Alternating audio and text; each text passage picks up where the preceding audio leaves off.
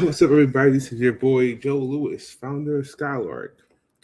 This is another episode of Campfire, episode 15. What's up, everybody out there? Skylark, we're still building. Just as a quick update to everybody out there wondering what's going on with the platform, we have been going through an incubator recently where that has been getting us up to speed on how to really shape our pitch around the platform and be able to engage different audiences. So this has been very much learning experience going through that cohort that we're doing right now. So looking forward to sharing more details as it comes for that. But holistically, we're still building, baby. Skylark is still building. We're still engaging communities on a daily basis. So, we got to keep the motion going on here as well. So we're back with episode 15. We got some folks hopping in here soon. Shout out to them. Shout out to Elijah. I'm gonna go ahead and let him in right now. Shout out to all the awesome work they're doing over there at Terminus Style. What's up, Elijah? Yo, what's going on, everybody? Well, I can't hear you. Let me see if that audio is- Okay, I hear you now. Ouch. Yo, what's up, everybody? How we doing? Happy to be here. Happy to Oh, get things you said what going. was the last part you said? Oh, I said happy to be here. Can you hear me? Yeah, I can hear you now. Okay, cool. Yeah, happy to Yeah, be here. How about yeah. you, man? I came back home and uh I just really just didn't. I didn't. By the time I got back home, I was like 30 minutes away from this, so I just chilled for a bit. Nah, dude, you gotta take a break. Did you run into traffic on the way home? Uh, no. I did run into traffic, but well, not thankfully, literally, but there was like the State Farm truck came Uh, because someone got in a wreck. So like State Farm truck, I was getting off an exit and the car like broke down right before the exit like let you onto the highway. So yeah. the State Farm truck pulled up behind the broken down car in the middle of the highway and stopped all the traffic. So everybody moving forward could just avoid traffic. I was like, oh, that was kind of conveniently it was convenient for me, but inconvenient for everyone else. Oh, yeah, that's crazy. Yeah. Today, how would you think about today? I think today was it was great. I mean, I know I missed the finale, like the grand finale. Well, I missed some of the grand finale, which was I would even say grand finale. I don't even know what I'm talking about, but I would say I missed the race, which is something I was looking forward to. But honestly, I enjoyed hanging with you and Layla, and great conversations today. A lot of cool stuff what we saw. Yeah, I think it was cool just to be just outside and chilling and not necessarily thinking about like stuff that we got to do. Yeah, no, I agree with that. We're kind of just enjoying the space. Um, yeah, honestly, it was. I'm glad you guys came because honestly, I was just like, this whole idea got started. For everybody who wants context, we just got back from F1 Arcade, um, which is uh, this F1 Arcade has been out as a franchise since 2020. I want to say either 2 or 23 was when they opened the first one in the UK. And F1, as you guys may know, this is my top two sports in my book. Um, uh, and the space that has now evolved across the world, they have 9 locations, uh, and 8 of them being here in the United States. I believe that's what the number is. And Atlanta just got one last week. Wednesday was when it opened up. So yeah, that's what we're talking about, everybody. And what I was going to say is that for me, um, it was yeah, it was eye opening to just be there because the idea that I had, and that's why I'm saying thank you guys because last night I literally was just sitting there and I was like, I had I didn't tell you the idea. I guess that's why you don't have the backstory. But so earlier this week, I was sitting around thinking about the fact that okay, F1 um, arcade just opened up, right? Wonder what kind of corporate events can be thrown there, right? So Mhm. I was like, okay, can this big business behind F1, right? So if you bring execs into that space, what type of event can you have where people are, doing business for like half the time and then they're done and then they have sometimes just, racing, right? And it's kind of like, were you at were you at Denver with us last year? No, I didn't make it. Okay, yeah. It's kind of like the idea of like really going into leaning into stuff like Meow Wolf, leaning into stuff like the place that they got upstairs, like that entire building. I don't know if you recognize, it's all geared for like play and immersion. They got putt putt. They got putt putt shack. They have they just got F1 arcade and they just opened that escape room along the side, and then on the Mhm. fourth floor they got the VR. Oh yeah, yeah. I So do want to try that. they making that space over there like very much like play, which is cool. Uh, so are experiential for that fact. So um, like you have they should come up with a like a bundle pack, if you ask me, that you can have like all four of those spaces. Like you can rotate between the four for the day. You're giving them ideas, man. Giving They, them free they're promo not right there. they're not unified enough. Sad, bro. Sad. Sad, Um, but yeah. yeah. Um, but maybe they are. Maybe they will do it. But yeah, that's so I just noticed that about that space. But the reason what I'm highlighting is I was thinking about an idea where going back to the idea of having 1 second. Okay. I'm actually 3D printing something. So Oh no, you're good. I stopped. I thought I heard the printer stop. Uh Going back to this idea of playing with a corporate mix and then having students right be able to complete like take for example me you let's say me you and Layla on a team right Hmm. and you're the designated driver and we are throughout a series of 6 weeks you're going through a series of workshops and each workshop is tailored around some business around that goes around F1 whether it may be fashion or business or the actual race itself, economics of the race itself. And then as we're completing this, we would all get different ratings based upon our participation and ability to score high in the assignments. And then by the time you get out of the assignments, you would rank high on the leaderboard.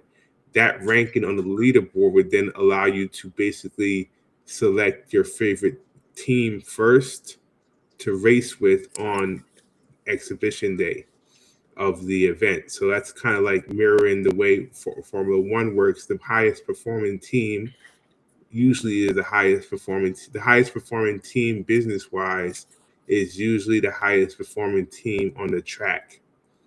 Uh, Hmm. so it's kind of like getting the chance to see if you can perform high in business, then you get the chance to perform on the track first, and then we see who wins. But after I learned today was very much a random selection of the car they assigned to you. You can't even pick the players. It makes it more casual than it does real. Is there a reason why you can't choose? Uh, I think it's a licensing thing. So the Oh, FIA and the F1 are two separate companies. So the F1 is probably owns the experience, but FIA owns the license to the actual racers. That's the only thing that makes sense to me. Uh, interesting. but uh, yeah, I can't figure out why that would be the case. Um, Yeah. but yeah, so that was interesting. I still want to use the space. I think people would in our ecosystem would still love the space. Standard Crypto could sponsor the space, Oh um, yeah. and um, if I incorporate it into this idea I'm doing, I wouldn't necessarily pitch that as the idea. To pitch it as part of a smaller thing. I mean, who wouldn't if Stand with Crypto, not even just to focus on them, but I mean, that is a really cool event space to do something with. It's something fun, it's unique. It's not like a typical corporate event space. Yeah, in comparison to like a Top Golf. Yeah. Dude, I don't, And everyone has a chance because I mean, Top Golf too is it requires a little more skill versus well, I don't know. I'm gonna say driving does require a lot of skill too, so I can't just be out here saying I don't know. oh yeah, there was a lot. There was a lot of stuff. My arms here are burning, man. Because like I was vibrating and like I've I've done something similar to that, and I think it was in Andretti. oh really? That other like simulation area room, like Oh, I never video been game. there before. Yeah, so I've done something similar like that before with the simulation racer, and it yanks your arm and stuff. And then this the one we went into was actually like in a room. It was like oval like room, and it was like four of us in there. Yeah, It was a different setup. I think there's a lot more serious eco spaces. No, that will probably get closer to the experience of actually utilizing that thing to actually drive like a real cart and as much as assimilated to the experience. Uh, I think what and F1, I feel like they probably could have accomplished it, but they're trying to lower the barrier of entry for the sport, so you don't even have to think about it. Like, oh, her point was like, what if everybody came in and selected Ferrari? Then they would. Yeah. I'm like, okay, so what? Like, I Yeah, feel you're like, going there just to have fun. Like, is yeah, it's like, everyone you're gonna get mad that I'm looking at what you sent right now real quickly just to see what's the difference.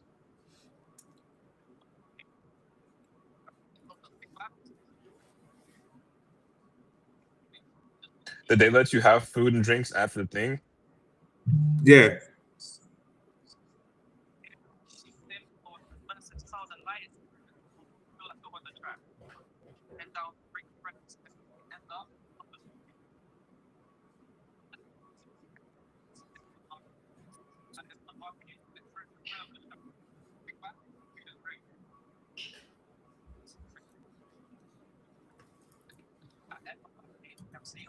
I see.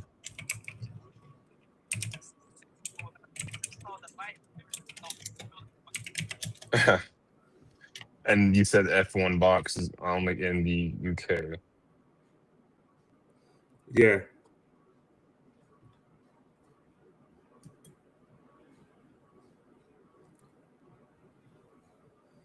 This is nuts. What's uh what's nuts? Uh, so yeah, let me share my screen.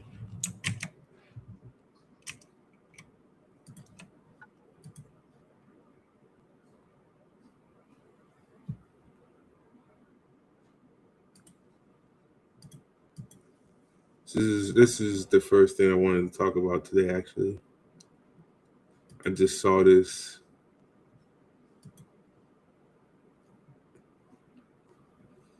This is a Molt World. Dang, and if it's moving like that on your, oh, okay. I thought it was like really slow. So are you telling me the agents made this? Yeah, this is where they live in here. It looks like they're playing. This is Minecraft. Yeah,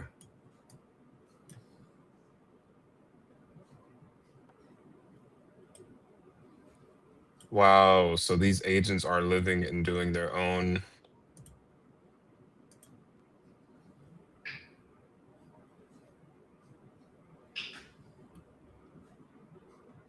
Maybe I should say hi.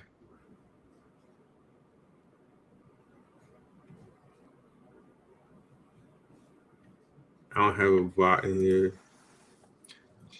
Man, if how much do you earn for getting a bot? Yeah, I think you can start mining these sim points. What in the world, man?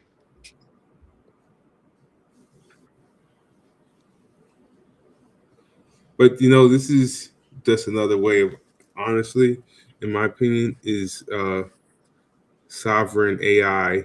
Like, if I was to go out and buy a a bunch of Mac Minis and set them up and just let them cook and sit in this space, to what benefit is it to me, right? And to what benefit is it to the person that wants me to put their character in this game? Like, why do you want me to participate in this ecosystem? That's the question I have of myself sometimes too. And it's like, I think it just falls back to like, I think it just falls back to why not do it and experiment because this is all so new. And then some people may say, like, yeah, this is new and stuff. And what's the point? But you went through with the process of actually creating the agent to put it on here. And yeah, not only are you gaining skills with having your own agent in this agentic commerce world, but yeah, I mean, I so in mean, order to get your bot, you have to have a Mac Mini, or no, you can get a. I wouldn't suggest you do it on your own computer.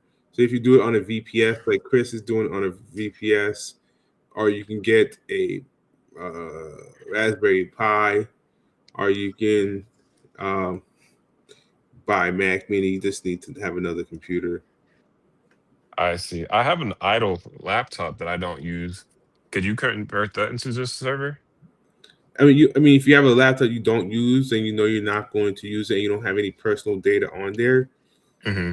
then you could just basically run the command to install it on your laptop. Yeah, I think I want to do that with this laptop that I have. I have to ask.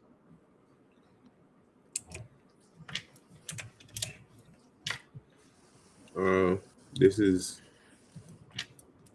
somebody's setup. Cardi B. Cardi B is acting nuts. Cardi B. Carter B is wild and after Stephon Diggs.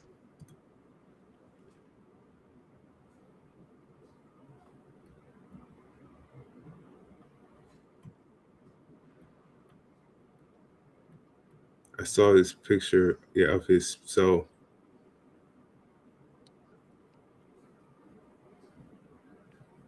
this is his setup.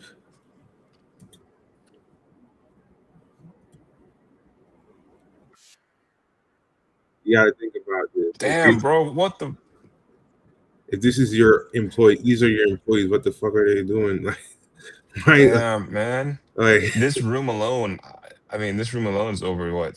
This is over 200K. more than kind of. This is like, hold on. This is about Let me pause the video. One, two, 7 per rack, right? So that's 20. That's if there's 4, right? That's 8. 8 times 7 is 56, right? And then if there's how many of these? 1, 2, 3, 4. So basically, about 200, a little bit over 200 Mac Minis. Wow, we just have access. They just have access to all those resources, man. That's a, and I bet they're much more expensive now.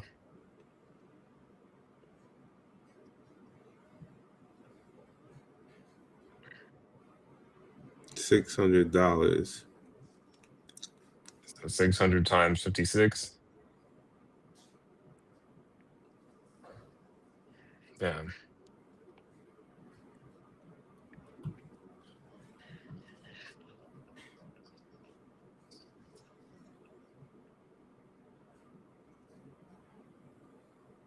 It has M4. This thing is more powerful than my laptop.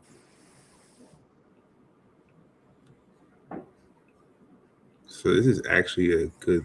This is actually a good steal. Yeah, man. Mac Mini does seem like it's a If you, like a, real easy, it's like having the power of your. and you can take them on the go. It's just like easy. Yeah, it's just a matter of having everything else with you. Uh, Yeah, that's true. like your monitor and everything. If you go into a place that has monitor and everything else set up already, then all you gotta do is I know Tigo used to do that with his bless you, $600 times 56 is like 33K. 33K for that. Oh, I mean, No, for that whole space. that whole space. Okay. So if you're spending 40K on Mac Minis, I would hope that you're making back at least the uh, at least these off of the Mac Mini on the first action that the agent takes. Like, Yeah, I mean, man, that's just what it. You just need to know what you're doing because I mean, to take full advantage of those Mac Minis, and who knows how many agents he has running. Is it usually just one agent per Mac Mini, or is it like you can run as many agents as it? I think you one agent per Mac Mini. Interesting. Okay, so profitable work that my Maltbot can do: automated research, lead generation, uh, vibe coding. They can just vibe code all day long. Uh, they can create content all day long. Um, yeah, I mean, one thing would be interesting for me at least is to like is within these two spaces or these three spaces is to imagine this to leave it on, and by the time you come back, you have a folder of Terminus videos and pictures to go through and say, oh, I don't like that one. Okay, I like this one. Okay, I like this video. You know, oh, Yes. I don't like that. And then now you kind of take that, it understands. Okay, okay, next time you come back tomorrow, I'm gonna have a lot that looks like this. So getting to the point where you have that type of workflow is possible. You just have to take the time to sit down and really Like create augment. create that automation. Yeah, that's actually a really good point. And I would honestly put in that amount of time to build out the workflow for that specific agent that you may want. And that's where the real that's where the real skill set comes into play, when you actually can develop that workflow for your agent. Man, it's yeah, this is dope, bro. Yeah. Are there any stories of anyone's Mac Mini like bringing them um profit, or is there any like case studies of showing people showing like how productive their agent has made them? That's kind of what I'm kind of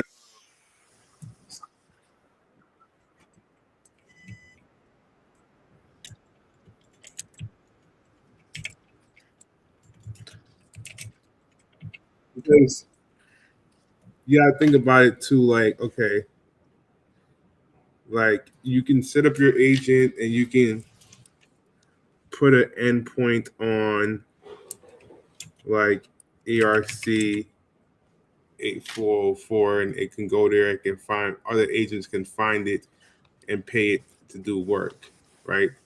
Hmm. Um, and you people can find your agent here and then you know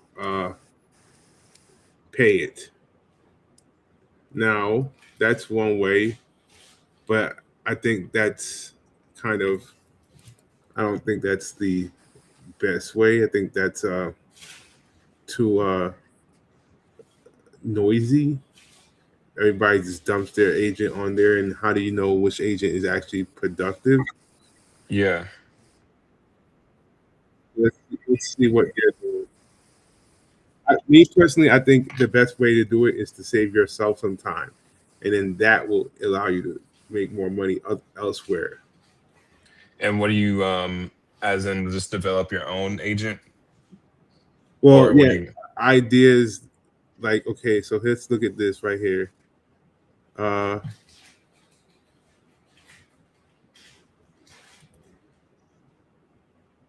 so once you install it, it looks like this.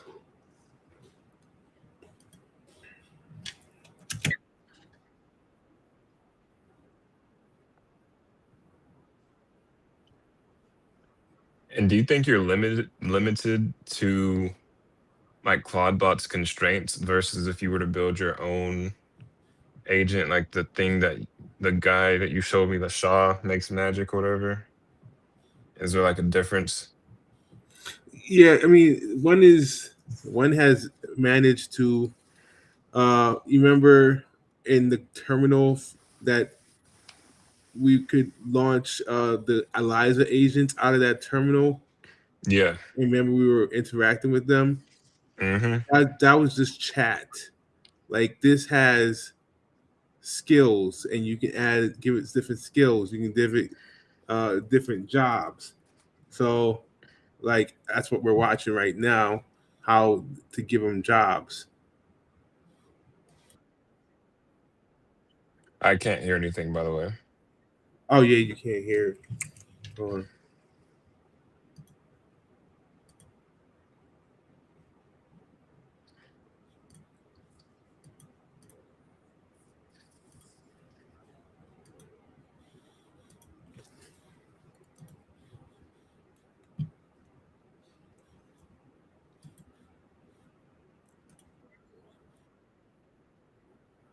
Uh, yeah, still nothing.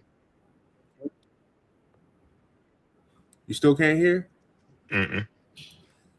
I hate the fact that I see. This is on now, and then when I do here, I have to go back here and press the button.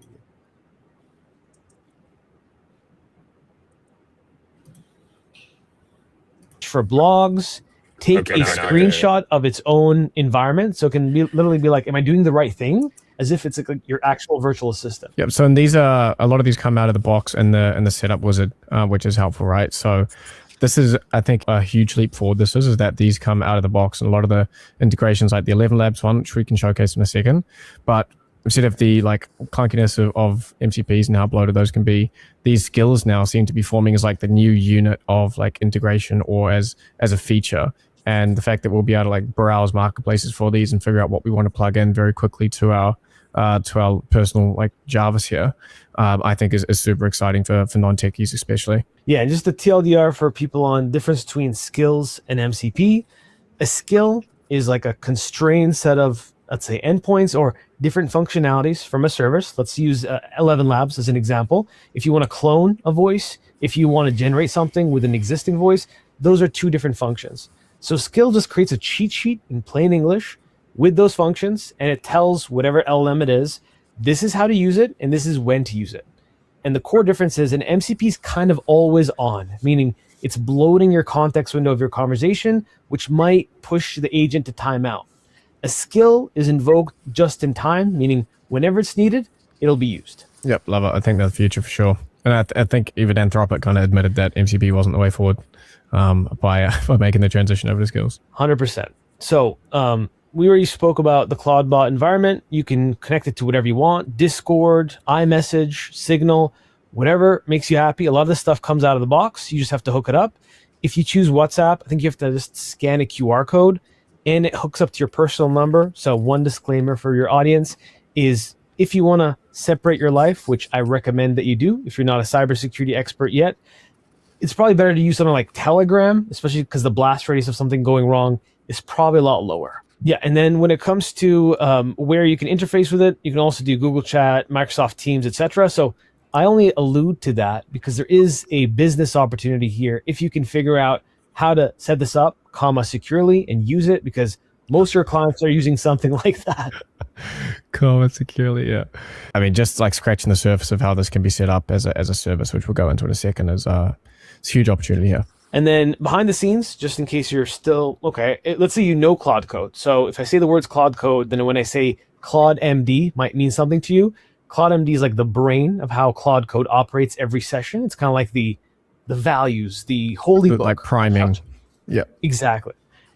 So the priming here is a bit different. When you onboard CloudBot, it asks you questions about how it should behave. So it's fully going the personal assistant angle. Lily asked me, when you're wrong, Mark, do you want me to be direct and tell you're wrong, or do you want me to be soft or passive about it? So it interviews you in natural language, and then it stores your preferences in its soul.markdown file. So it's literally called soul.markdown. Then it asks you what it should identify as by name, creature, etc. So it, out of the box, in 15 minutes, once you have it installed, it's ready to go. It knows how to... So before I go back, I'm gonna want to check something out real quick. This is a punk. This guy here, he built an actual lobster that you can buy, and I remember when he. I remember when he launched the AI agent. Yeah, we used his platform to launch lemon pepper wet. Wow. Should Now be he's selling Claude, not Claude, but lobster.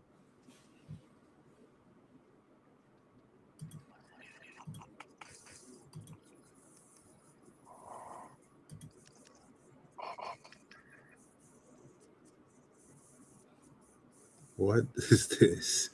Is this what his platform has evolved to now? This is insane. This is gonna draw people. This is what his platform has evolved. It's gonna draw people into now. What's 2 a.m.?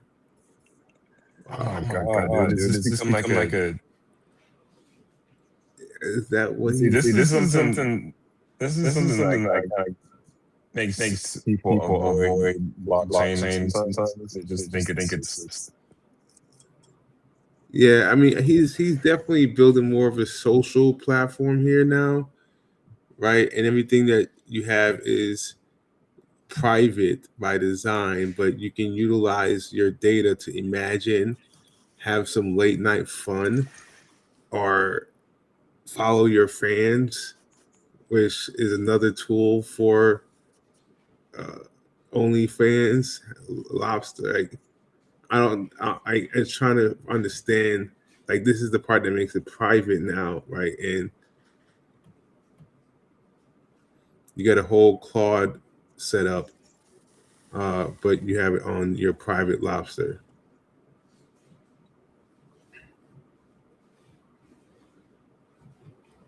You can probably just 3D print this, honestly. And then build, like I was talking to Chris and Van about 3D printing a case around Raspberry Pi and then selling that as a node, right? So now imagine this, where we sell this as a D-pin device to businesses, right? Because all they got to do is buy. Like, we put a Raspberry Pi in there and we figure out how to open source set up Claw on top of that Raspberry Pi, and then let them run Grass or something, and on that device, and they're earning. And it's only $199. Yeah, but we can build our own. Is what I'm saying. Like, we can print, we can design a case and have the software on the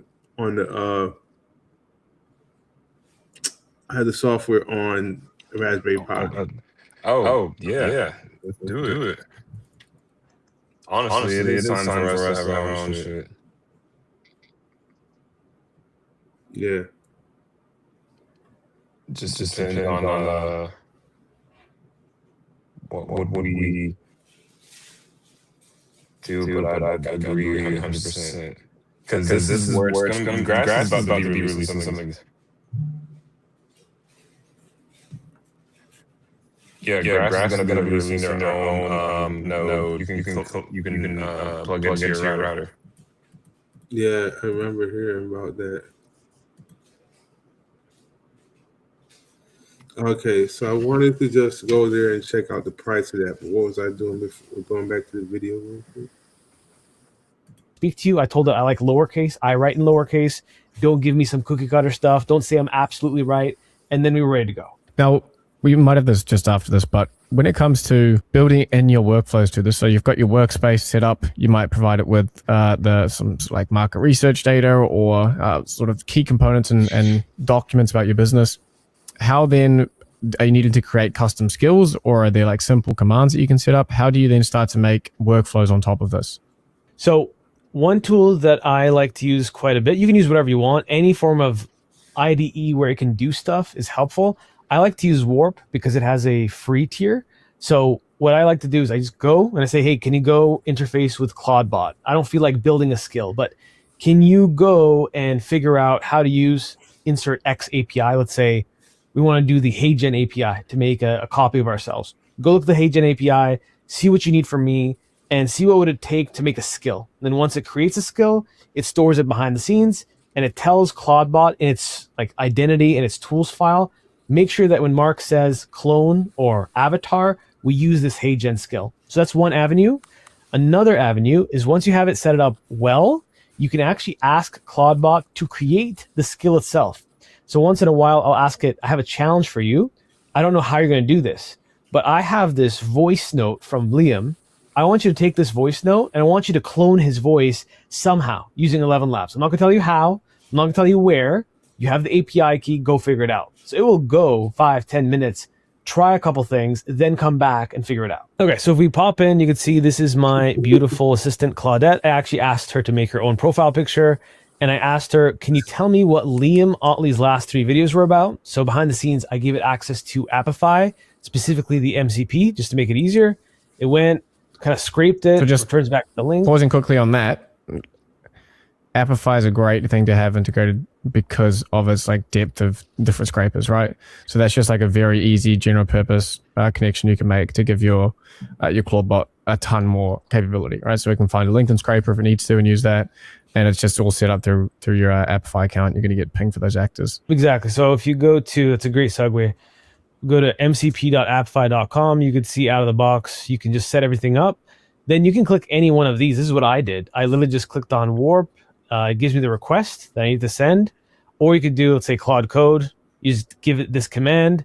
You paste that. You tell it, can you go learn how to use the Appify MCP? And then you can add whatever actions you want. So in this case, you can just literally go select them. I need to take off like I need to no interruptions for like 32 to 36 hours. Just so you can use this. Set these things up like. I feel that. I have to have the device, but if I have a device, I can just zone out for 72 hours or something, and then have everything set up. Because it's really beneficial. It's like the not many you use. Its sole purpose is just for your agent. Correct. And that makes complete sense. Would they run on old Mac Minis? I wouldn't be surprised if they do.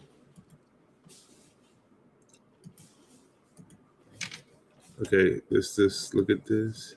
So the obvious one here is that with great power comes great opportunity. Oh, I literally made that up on the spot. But that. Okay, so this is what I'm talking about. Like, we can do setup as a service, right?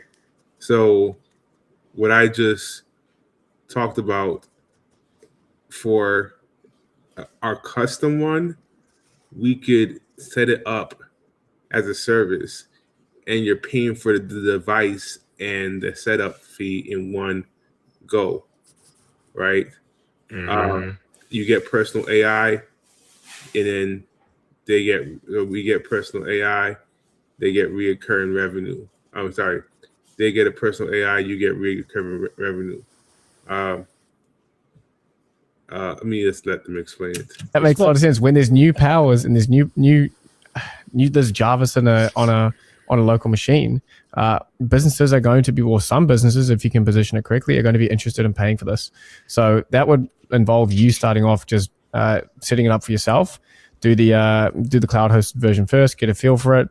Once you're sure you've kind of figured out the best workflows for it, how to set them up quickly, you could look to do it yourself, purchase one locally, and then use that as a template. So that's what he's saying. Do like what Chris did, get a VPS, test it out, see if you understand it, then get a local one via Mac Mini, Raspberry Pi, etc. Now, I was gonna say, what are now? Actually, I can say more. I can see the incentives of doing this, but also, wouldn't it just be beneficial for you to build your just let AI tools that exist? Like I know you can use one of these agents as like a service. What could replace human being in their workplace? Which is I see that being an incentive. Say that again. I was gonna say I can see why people can hire your agents as the incentive because it can it's like employee or something. Yeah, but I would say, go ahead. No, exactly. Yeah, and in addition to that too, I was gonna say, like you really don't have to purchase one of those if you don't kind of like use it yourself. So I'm guessing the people that they'll be targeting are like non-technical individuals that just want to take advantage of AI and may not have much experience with it. Yeah, versus learning themselves. Yeah, I agree. And maybe it would be cool to say like I have a custom agent versus just using ChatGPT or something. Exactly. And even if it doesn't do much, it just like feels cool to say like, that's my agent over there. It's working. Right. I'm trying to see the difference though between that and co-work. On X, you've probably seen a ton of posts about OpenClaw recently. It's one of the most viral tools in AI. And if you search OpenClaw on X, you're going to see a ton of posts about people talking about what they are building with OpenClaw. So on a high level, OpenClaw is meant to be your AI personal assistant. This is different from Claude Code, which I'm going to talk about later. OpenClaw is specifically meant for this personal assistant type AI that does things for you and helps. I want to understand the difference between Did you send that And here's the crazy part. link to the Google Analytics? And here's the crazy part. It's already allows you to do some additional things when you actually have a GUI to go along with your Claude code or your Claude bot to maybe troubleshoot or see certain things. So that is what 0.0.1 and then port 18789. First things first, we're always going to go ahead and turn on dark mode web search. So for web search, so design, production grade N8N workflows. So I know a lot of you guys watching love N8N. I love N8N. It's a great tool. I've found myself personally using a lot more of, things like Claude Code and Claude Hub lately. I've been using Claude Code every single day for the last 4 months now, about literally from day to night. Claude, just completely Claude coding. So it's insane. But now we're seeing Claude, like one of the things, Claude Code. A lot of people think Claude Code is specifically just for coding. As we're seeing, it's for so many different things. And I'm going to be doing more videos showcasing how you can bring this, to different areas of your life. Okay, we got the X articles and we got the cursor agent for running cursor CLI for coding tasks. That's useful as well. And then browser use. I've done videos on browser use before. Great tool. Would recommend. So now we got. Joe, could you share that Google Analytics thing? Oh, did I not send you? I'm not 100% sure. I didn't see them email. Let me check my data. Oh, I texted it to you. Oh, okay. Cool. Yeah, right.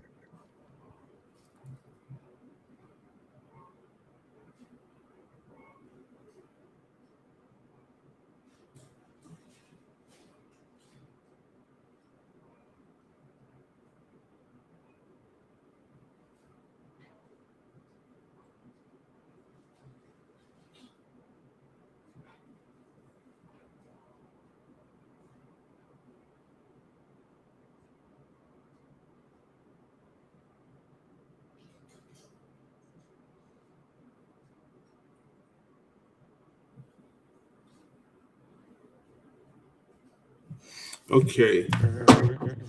Well,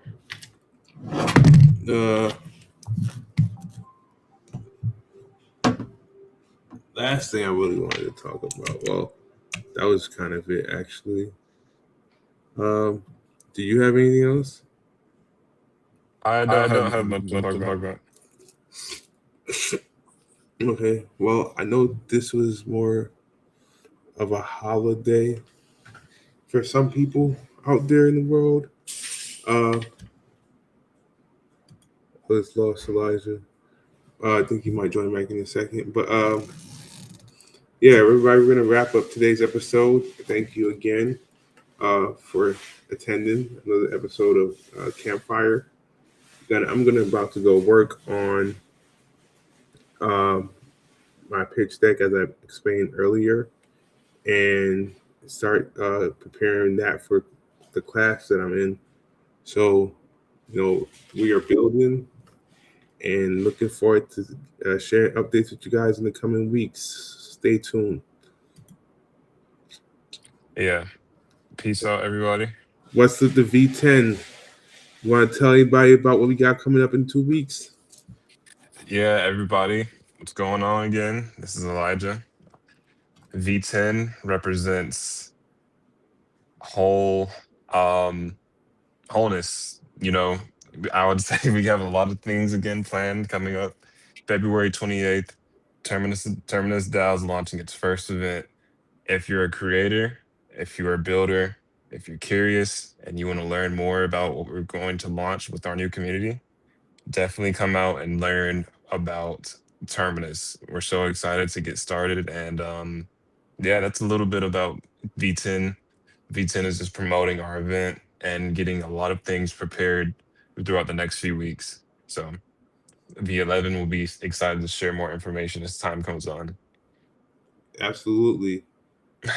Yeah. By the way, if you start working on that thing, let me know. I'm curious to see Oh, how. for the Google Analytics? Yeah. Yeah, I'm gonna be working on that actually, like once we get off this. So I'll let Okay. you know. Yeah. Let me know how it turns out for you. Okay, cool. And check out the I don't know if you've seen any of the emails from the volunteer stuff for like the pitch side polls for the FIFA thing. Have you been getting those?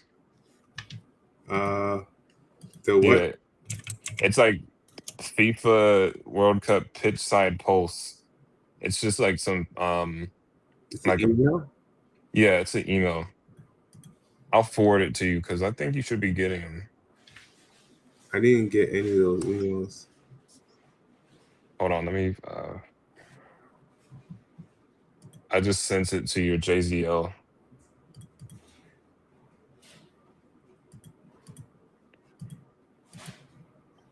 And I'll send the first one I got to you too, because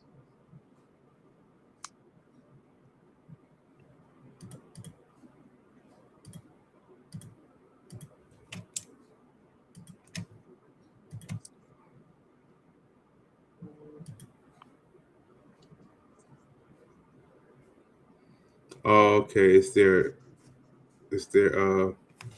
volunteer newsletter. yeah. So they have started picking people.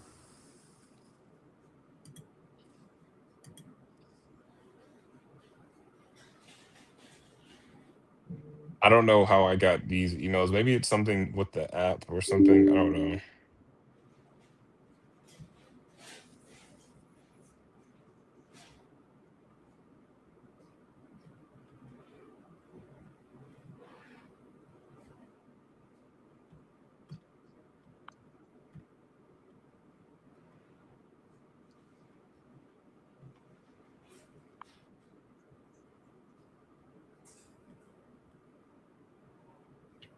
It looks like they have some people. Oh, from past.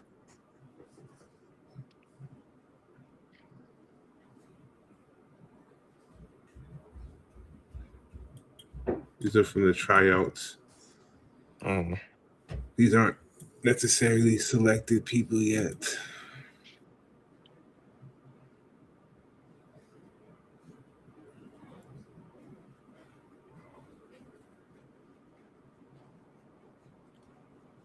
Well, someone else, I mean, not someone else. Something that's funny is we've been talking about ERC 8004 now Mhm. recently, but I know Etherscan, they were promoting it like this article in like September 26th, 2025. So I was I didn't read it, but it's really cool looking back at my emails and seeing this. Yeah, that's what I'm saying. Like this stuff is kind of old for us, but it's interesting now how it's kind of caught fire. And yeah, I agree. But yeah, no, let me hold you up, Joe. I know you were closing things out. all right, man. Yeah, let me know how you pan out with that. I'm very All interested right. in that. All right, Yeah, I'll let you know. You guys have a good rest of your weekend. man. Have a night, All love. right. Peace.